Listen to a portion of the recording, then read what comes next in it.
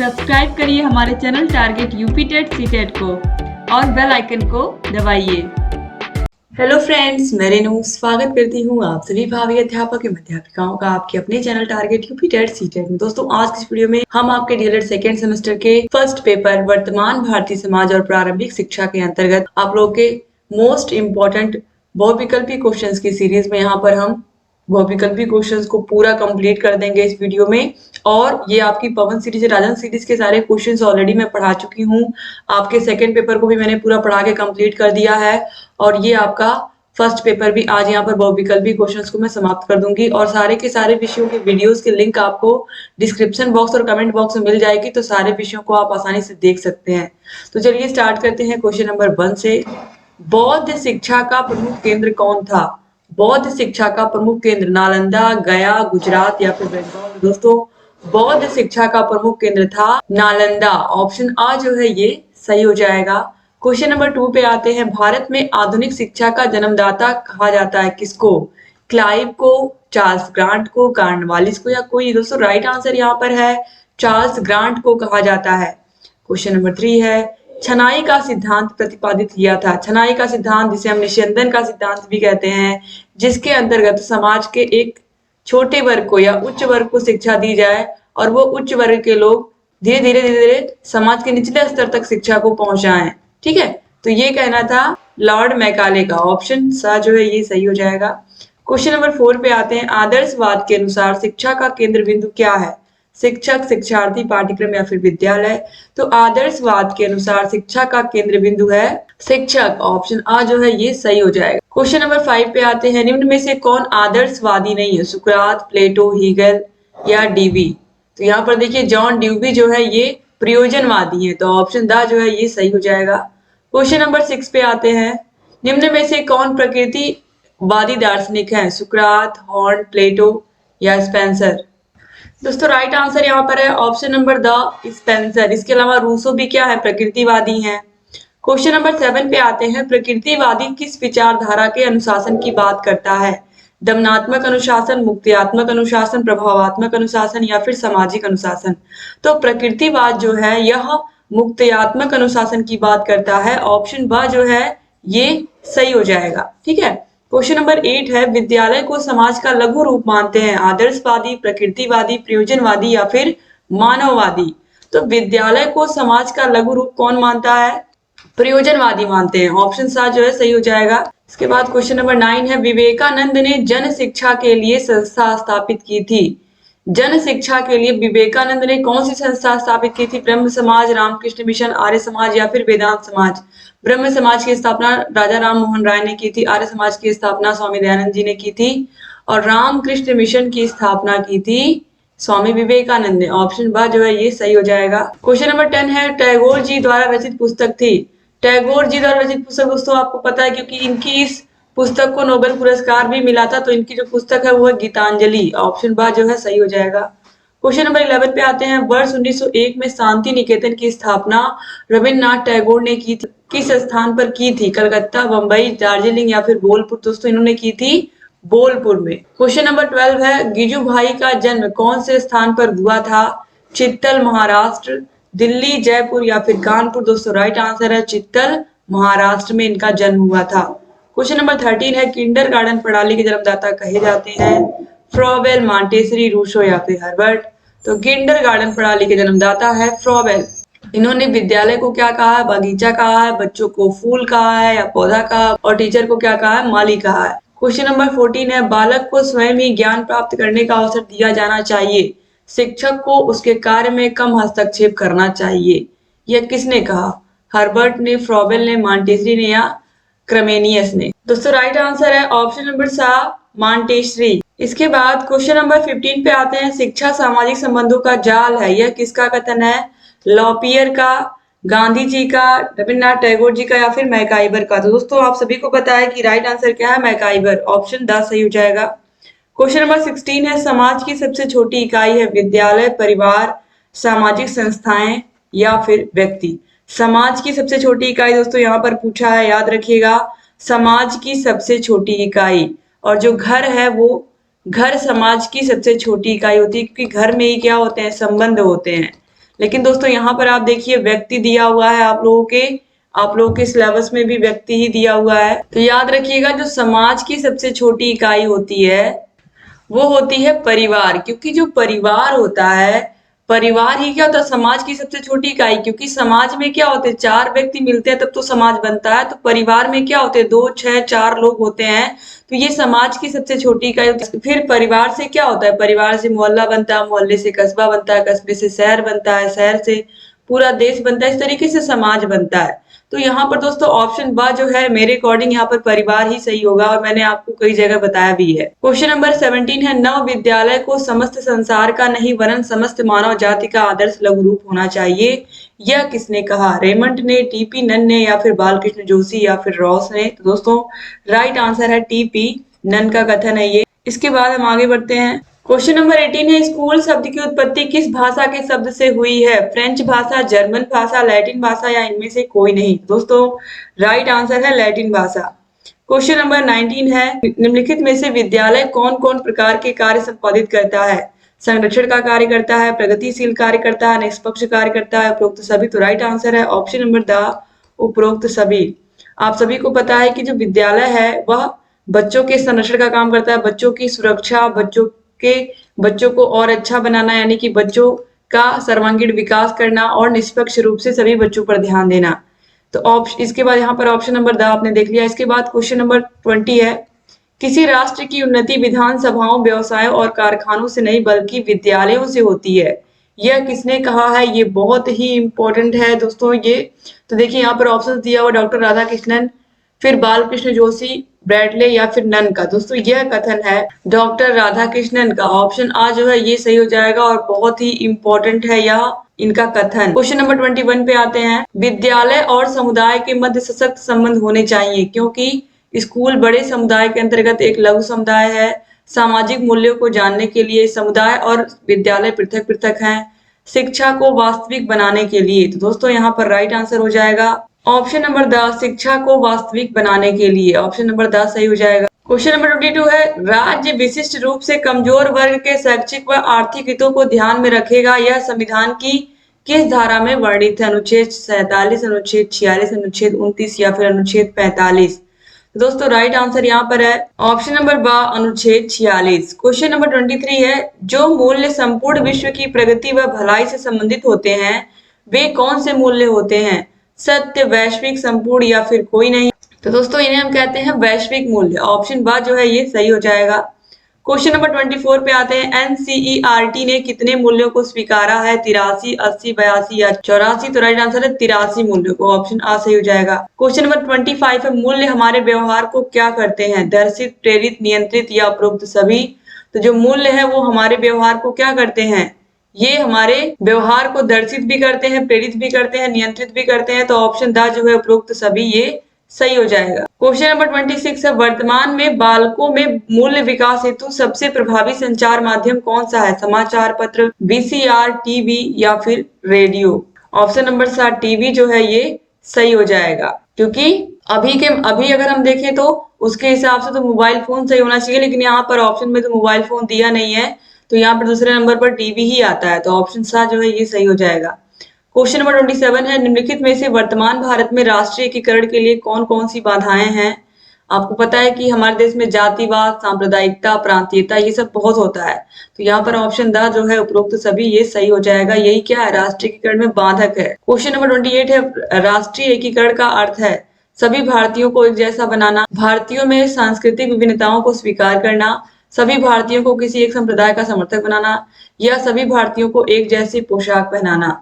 दोस्तों यहाँ पर राइट आंसर है भारतीयों में सांस्कृतिक विविधताओं को स्वीकार करना, यानी कि हमारे देश में विभिन्न विभिन्न जाति, धर्म, संप्रदाय के लोग रहते हैं, और सभी की संस्कृतियों को अपना करके, सभी की विभिन्नताओं को अपना करके, स्वीकार करके ही हम आगे बढ़ सकते हैं, और यही राष्ट्रीय एकीकरण का अर्थ है। क्वेश्चन नंबर 29 है, आदर्श समाज की प्रमुख विशेषता है, धन, दौलत, स्वास्थ्य, साक्षरता, या फिर अनुशासन। आदर्श समाज की प्रमुख विशेषता है धन, दौलत, स्वास्थ्य, साक्षरता, या फिर अनुशासन। तो दोस्तों यहाँ पर राइट आंसर हो जाएगा ऑप्शन नंबर साक्षरता।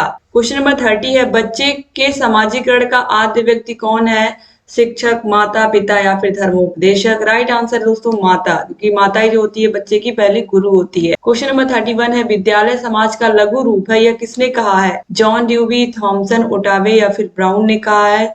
दोस्तों ये कहा है जॉन ड्यूवी ने। ऑप्शन आ जो है ये सही हो जाएगा। ये मोस्ट इंपॉर्टेंट है, इसको याद रखिएगा।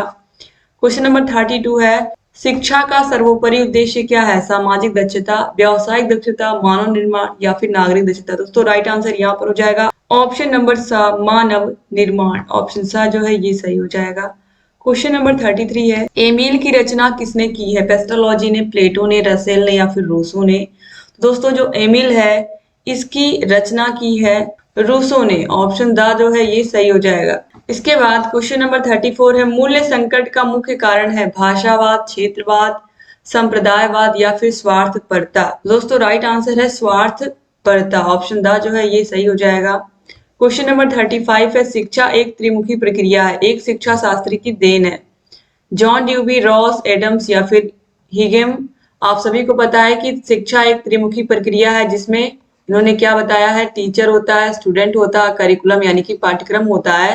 तो ये जॉन ड्यूबी ने बताया है, यानी कि टीचर और स्टूडेंट को जोड़ के कौन रखता है? पाठ्यक्रम जोड़ के रखता है ना। तो यहाँ पर ऑप्शन आ जो है ये सही हो जाएगा। क्वेश्चन नंबर 36 पे आते हैं शिक्षा का कार्य उत्तम नैतिक चरित्र का विकास करना है, यह किस शिक्षा शास्त्री का विचार है?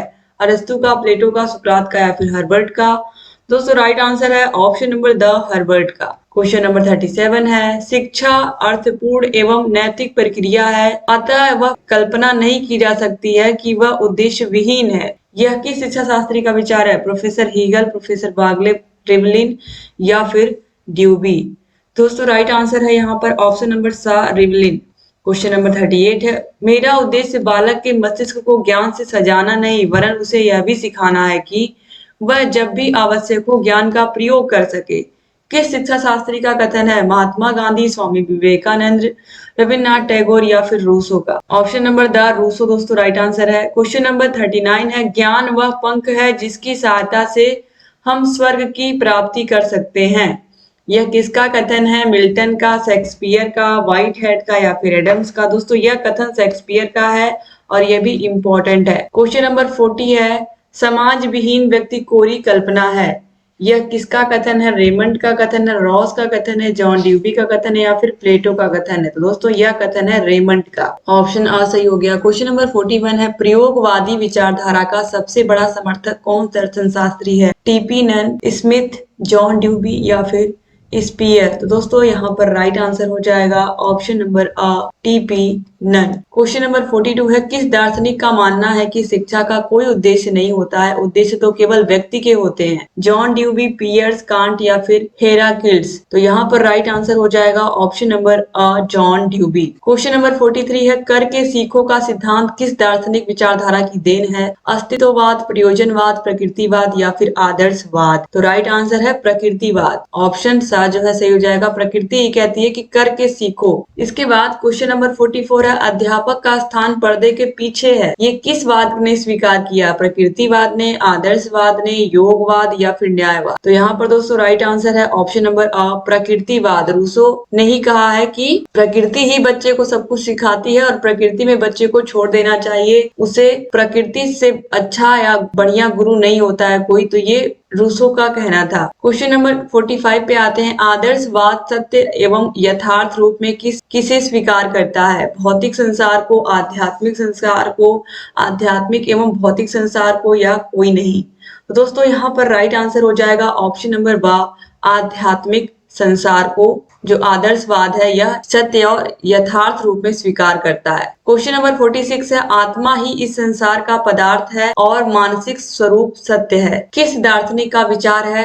ब्रूबेकर का, हेंडरसन का, रॉस का या फिर जेम्स का? दोस्तों राइट आंसर यहाँ पर हो जाएगा ऑप्शन नंबर सा, रॉस का। क्वेश्चन नंबर 47 प्रश्नोत्तर विधि किस दार्शनिक की देन है? प्लेटो, अरस्तु, सुकरात या फिर स्पेंसर? तो आप सभी को पता है कि राइट आंसर क्या है? सुकरात। क्वेश्चन नंबर 48 है, संपूर्ण विश्व परिवर्तनशील एवं विकासोन्मुख है, यह किसने कहा? हीगल ने, रोजन ने, हॉर्न ने या फिर जॉनसन ने? दोस्तों राइट आंसर है ऑप्शन नंबर हीगल ने कहा है। क्वेश्चन नंबर 49 है, निम्न में से कौन सी शिक्षण विधि के प्रणेता प्लेटो है? प्रश्नोत्तर विधि, व्याख्या विधि, संबद्ध विधि या फिर आलोचनात्मक विधि? तो दोस्तों यहाँ पर देखिए जो राइट आंसर है वो है संबद्ध विधि। ऑप्शन सा जो है सही हो जाएगा, जिसे हम संवाद विधि भी कहते हैं। संवाद विधि के जनक प्लेटो हैं, आपको पता ही है। क्वेश्चन नंबर 50 है, स्कूल और समाज, स्कूल एंड सोसाइटी पुस्तक किस दार्शनिक द्वारा लिखी गई है? जॉन ड्यूबी, हैरिंगटन, अगस्त काम्टे या फिर डंकन? स्कूल एंड सोसाइटी किसने लिखा है? हम सभी को पता है जॉन ड्यूबी ने लिखा है। ऑप्शन आ जो है सही हो जाएगा। क्वेश्चन नंबर 51 पे आते हैं, स्कूल को प्यार का घर किसने कहा है? Home of family, Pestalozzi, August Comte, George Payne या फिर आरजी कलिंगवुड? किसने कहा है? तो दोस्तों ये कहा है पेस्टालॉजी ने। ऑप्शन आ सही हो जाएगा। क्वेश्चन नंबर 52 है, दर्शन शास्त्र के अनुसार मूल्य क्या होते हैं? मानव के जीवन शैली के तत्व, शुद्ध एवं सूक्ष्म तत्व, आर्थिक तत्व, भौतिक तत्व? दोस्तों यहाँ पर राइट आंसर हो जाएगा ऑप्शन नंबर ब, शुद्ध एवं सूक्ष्म तत्व। क्वेश्चन नंबर 53 है, मनुष्य की अंतर्निहित पूर्णता को अभिव्यक्त करना ही शिक्षा है, यह किसका कथन है? टैगोर का, अरस्तु का, विवेकानंद का या फिर महात्मा गांधी का? ऑप्शन नंबर सा जो है विवेकानंद, यह राइट आंसर हो जाएगा। क्वेश्चन नंबर 54 है, दूरस्थ शिक्षा का नाम नहीं है? मुक्त अधिगम, बाहरी अध्ययन, सह शिक्षा या फिर पत्राचार शिक्षा? राइट आंसर यहाँ पर होगा दोस्तों सह शिक्षा। सह शिक्षा को छोड़ करके बाकी मुक्त अधिगम, बाहरी अध्ययन, पत्राचार, ये सब तो बाहरी अध्ययन, पत्राचार शिक्षा, मुक्त अधिगम, ये सब दूरस्थ शिक्षा के नाम है। जबकि सह शिक्षा का मतलब होता है ऐसे स्कूल जहाँ पर लड़के लड़कियां सब पढ़ते हैं, यानी कि दोनों की साथ साथ शिक्षा होती है, तो इसी को हम सह शिक्षा बोलते हैं। क्वेश्चन नंबर 55 है, बौद्धकालीन शिक्षा में प्रव्रज्या संस्कार कितने वर्ष के बालक को दिया जाता था? 8 वर्ष, 10 वर्ष, 12 वर्ष या फिर 11 वर्ष? दोस्तों राइट आंसर है 8 वर्ष के बालक का प्रव्रज्या संस्कार होता था। क्वेश्चन नंबर 56 पे आते हैं, वर्धा में अखिल भारतीय राष्ट्रीय शिक्षा सम्मेलन कब आयोजित हुआ था? बहुत ही अच्छा क्वेश्चन है और आसान है। और दोस्तों इसका राइट आंसर है 1937 में, ऑप्शन ब, और इसी में महात्मा गांधी ने बुनियादी शिक्षा की बात की थी। क्वेश्चन नंबर 57 है, प्रकृतिवाद की प्रमुख शिक्षण विधि है? करके सीखना, खेल द्वारा सीखना, स्व अनुभव द्वारा सीखना या उपरोक्त सभी? तो यहाँ पर राइट आंसर दोस्तों है उपरोक्त सभी। ऑप्शन द जो है ये सही हो जाएगा। क्वेश्चन नंबर 58 है, गांधी जी के दर्शन के अनुसार छात्रों की क्रियाशीलता के लिए पाठ्यक्रम में आवश्यक है? इतिहास, भूगोल, हस्तकला या उपरोक्त सभी? तो दोस्तों यहाँ पर राइट आंसर हो जाएगा ऑप्शन नंबर हस्तकला। हस्तकला यानी कि बच्चों को कुछ ऐसी चीजें सिखाई जाएं जिसको सीख करके वो आगे चल करके आत्मनिर्भर बन पाए, अपना खुद का रोजगार कर पाए। क्वेश्चन नंबर 59 है, डेमोक्रेसी एंड एजुकेशन पुस्तक के लेखक हैं? फ्रॉबेल, रूसो, जॉन ड्यूबी या फिर डॉक्टर मारिया मॉन्टेसरी? तो दोस्तों यहाँ पर जो राइट आंसर है वो है जॉन ड्यूबी, डेमोक्रेसी एंड एजुकेशन। इसके अलावा स्कूल एंड सोसाइटी भी आपने देखा है, ये भी इन्हीं की पुस्तक है। क्वेश्चन नंबर 60 है, समान गुणवत्ता वाले स्कूलों की समान रूप से सभी को उपलब्धि समान अवसर का एक महत्वपूर्ण घटक है, ये किसका कथन है? एनिस का, लुइस क्रिसबर्ग का, प्लेटो का या फिर रायबर्न का? दोस्तों यह कथन है लुइस क्रिसबर्ग का। क्वेश्चन नंबर 61 है, अनिवार्य प्राथमिक शिक्षा का संविधान के किस अनुच्छेद के द्वारा प्रावधान किया गया?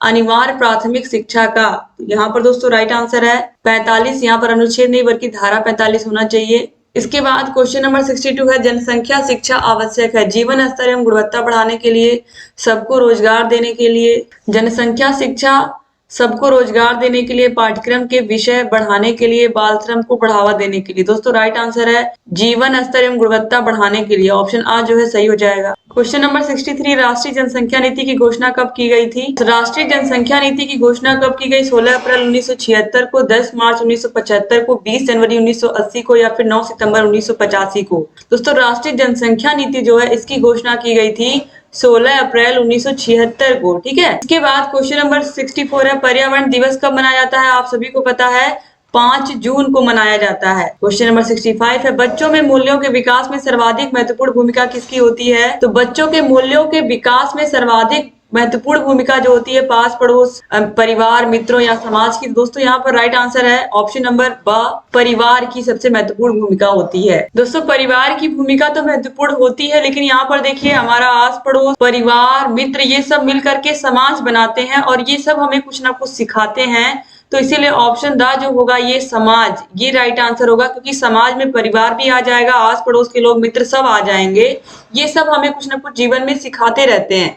तो ऑप्शन द जो है ये सही हो जाएगा, समाज की महत्वपूर्ण भूमिका होती है। ठीक है, क्वेश्चन नंबर 66 है, राष्ट्रीय सद्भावना को प्रभावित करने वाला कारक है जातिवाद, प्रांतीयता, सांप्रदायिकता या उपरोक्त सभी। हम सभी को पता है कि राइट आंसर क्या है, ऑप्शन नंबर द उपरोक्त सभी।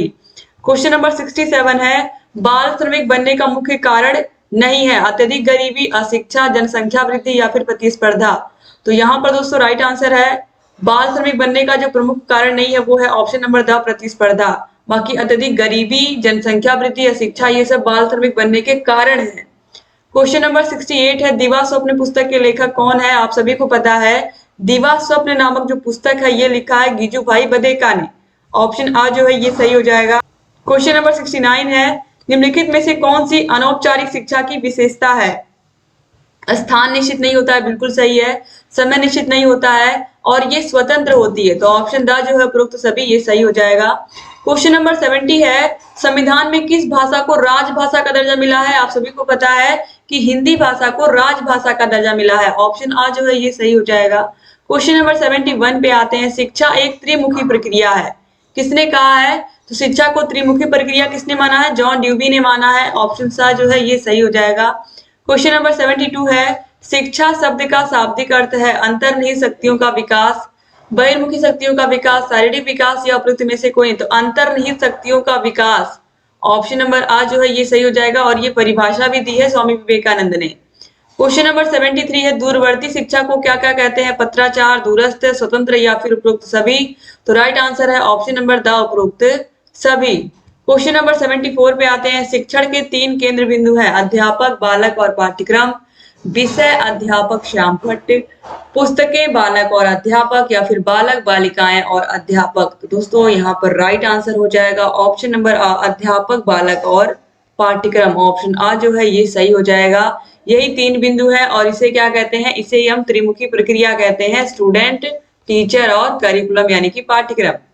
क्वेश्चन नंबर 75 है, शिक्षण को रोचक और प्रभावशाली बना देती है चित्रकला, विज्ञान, शिक्षण में प्रयुक्त युक्तियां या लेखन की कला।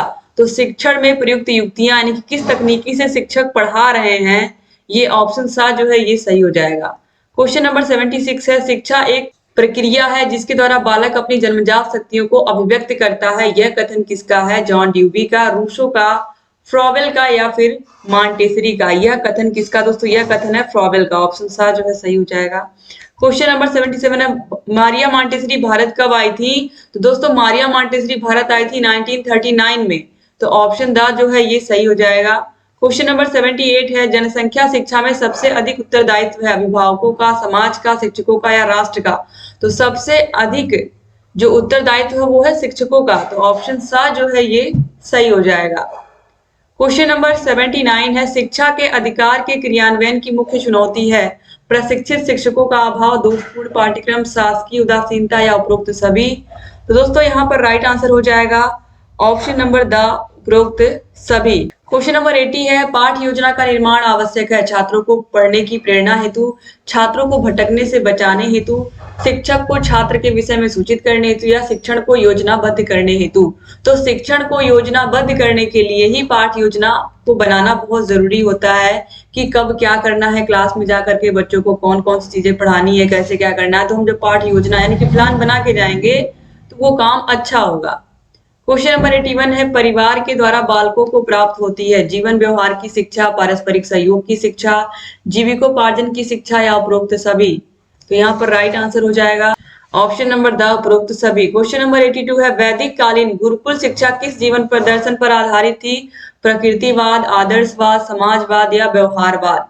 तो वैदिक कालीन शिक्षा आदर्शवाद पर आधारित थी। ये सारे क्वेश्चन आप देख सकते हो एग्जाम में पूछे हुए हैं। दोस्तों आपको सारे के सारे विषयों की प्लेलिस्ट की लिंक डिस्क्रिप्शन बॉक्स और कमेंट बॉक्स में दे देती हूँ, आप जाकर के अच्छे से पढ़ सकते हैं। क्वेश्चन नंबर 83 है, आदर्शवाद का श्रेष्ठ योगदान किस क्षेत्र में है? शिक्षण विधि में, उद्देश्य में, पाठ्यक्रम में या बालक में। तो आदर्शवाद का जो श्रेष्ठ योगदान है दोस्तों यह है उद्देश्य में, ऑप्शन बा जो है ये सही हो जाएगा। क्वेश्चन नंबर 84 है राम मूर्ति समिति 1990 क्यों गठित की गई थी? तो दोस्तों राष्ट्रीय शिक्षा नीति 1986 की समीक्षा के लिए गठित की गई थी, तो ऑप्शन सा जो है ये सही हो जाएगा। क्वेश्चन नंबर 85 है राधा कृष्णन आयोग की संस्तुतियां संबंधित थी। राधा कृष्णन आयोग दोस्तों उच्च शिक्षा के लिए बनाया गया था, यानी कि विश्वविद्यालय शिक्षा के लिए, तो ऑप्शन आ जो है उच्च शिक्षा सही हो जाएगा। क्वेश्चन नंबर 86 है वुड का आज्ञा पत्र कब प्रकाशित हुआ था? तो वुड का जो आज्ञा पत्र है दोस्तों यह प्रकाशित हुआ था 19 जुलाई 1854 को, तो ऑप्शन आ जो है ये सही हो जाएगा। क्वेश्चन नंबर 87 है निस्यंदन सिद्धांत किसने दिया? छन्नीगढ़ का सिद्धांत किसने दिया? छनाई का सिद्धांत किसने दिया? इस तरीके से एग्जाम में पूछता है, तो ये लॉर्ड मैकाले ने दिया था और मैं ऑलरेडी समझा भी चुकी हूँ इसका मतलब क्या है, और ये हर साल एग्जाम में आता है आप लोग की। ये देखिए 17 का आप कर रहे हो। क्वेश्चन नंबर 88 है मैकाले ने अपना प्रतिवेदन प्रस्तुत किया था 1835 में, 1833 में, 1831 में या 1854 में? तो दोस्तों यहाँ पर जो राइट आंसर है वो है ऑप्शन नंबर 1835 में। क्वेश्चन नंबर 89 है वैदिक शिक्षा का प्रमुख संस्कार था उपनयन संस्कार, उपसंपदा संस्कार, प्रवर्ज्य संस्कार या बिस्मिल्लाह संस्कार? तो वैदिक शिक्षा में सबसे पहला जो संस्कार था वो होता था उपनयन संस्कार, जिसमें हम बच्चों को गुरु के पास लेकर के जाते थे, गुरु के समीप लेकर के बच्चों को जाते थे या शिष्य को जाते थे। क्वेश्चन नंबर 90 है प्रारंभिक शिक्षा प्रारंभ होती है शैशवावस्था से, बाल्यावस्था से, किशोरावस्था से या युवा अवस्था से? तो प्रारंभिक शिक्षा बाल्यावस्था से स्टार्ट होती है, क्योंकि 6 वर्ष से स्टार्ट होती है, और 6 वर्ष से 12 वर्ष की अवस्था क्या होती है? बाल्यावस्था की होती है। क्वेश्चन नंबर 91 है शिक्षा स्वस्थ शरीर में स्वस्थ मस्तिष्क का निर्माण करती है, यह किसने कहा है? स्वामी विवेकानंद ने, स्वामी दयानंद ने, अरस्तु ने या फिर राजा राम मोहन राय ने? तो दोस्तों यह कहा है अरस्तु ने। क्वेश्चन नंबर 92 है शिक्षा का प्रमुख उद्देश्य शारीरिक शिक्षा, मानसिक शिक्षा, सर्वांगीण शिक्षा या फिर सामवेगिक शिक्षा? तो शिक्षा का जो प्रमुख कार्य है वो है सर्वांगीण विकास करना। इसके बाद क्वेश्चन नंबर 93 है बालक का मस्तिष्क कोरी स्लेट की तरह होता है, यह कथन किसका है? रूसो का, नन का, एडम्स का या अरस्तु का? तो दोस्तों यह कथन है प्लेटो का। प्लेट स्लेट मैंने बार बार आप लोगों को बताया है, तो यह कथन प्लेटो का है। ठीक है, याद रखिएगा, यहाँ पर ऑप्शन में दिया ही नहीं है। क्वेश्चन नंबर 94 है मदरसों में शिक्षा का माध्यम था अरबी, फारसी, उर्दू या फिर संस्कृत? तो दोस्तों राइट आंसर है ऑप्शन नंबर सा फारसी भाषा। क्वेश्चन नंबर 95 है वैदिक कालीन शिक्षा संबंधित है रामायण से, वेदों से, कुरान से या बाइबल से? तो वेदों से। वैदिक, बस यहाँ पर देखिए वैदिक में ही वेद छिपा हुआ है, तो ये तो आंसर मतलब क्वेश्चन में ही दिख रहा है इसका आंसर। क्वेश्चन नंबर 96 है किंडरगार्टन प्रणाली के जन्मदाता कौन है? फ्रॉवेल, मॉन्टेसरी, रूसो या फिर हर्बर्ट? तो किंडरगार्टन प्रणाली के जन्मदाता है फ्रॉवेल, ऑप्शन आ जो है सही हो जाएगा। क्वेश्चन नंबर 97 है पांडिचेरी में किस महान शिक्षा शास्त्री ने आश्रम की स्थापना की थी? तो दोस्तों आश्रम की स्थापना की थी श्री अरविंद घोष ने। इस तरीके से यहाँ पर सारे के सारे बहुविकल्पी क्वेश्चन आपने कंप्लीट कर लिए। उम्मीद करती हूँ कि वीडियो आपको पसंद आई होगी और इस एक ही वीडियो में आपने सारे के सारे बहुविकल्पी क्वेश्चंस को देख लिया। दोस्तों आपके लिए रेगुलर वीडियोस हम लेकर के आ रहे हैं और आपकी तैयारी बेहतर हो इसके लिए हम पूरा पूरा प्रयास कर रहे हैं। तो इस वीडियो को शेयर करना मत भूलिएगा और अगर चैनल को सब्सक्राइब नहीं किया तो तुरंत सब्सक्राइब भी कर दीजिए और बगल में घंटी का निशान होगा उसको भी प्रेस करना मत भूलिएगा, ताकि जो भी नई वीडियोस हम बनाते हैं उसका नोटिफिकेशन आपके पास समय से जाए और आप बिना मिस किए हमारे सारे वीडियोस को ऐसे ही देखते रहें। एक बार फिर से आप सभी का बहुत बहुत धन्यवाद वीडियो को पूरा देखने के लिए। चैनल से सही बने रहिए दोस्तों, और आपके लिए रेगुलर वीडियोस हम लेकर के आते रहेंगे और आपकी तैयारी को बेहतर बनाते रहेंगे। और डिस्क्रिप्शन बॉक्स, कमेंट बॉक्स में सारे विषयों की लिंक मिल जाएगी। टेलीग्राम को भी ज्वाइन कर लीजिए, टेलीग्राम का भी लिंक आपको डिस्क्रिप्शन बॉक्स और कमेंट बॉक्स में मैं दे देती हूँ। जय हिंद।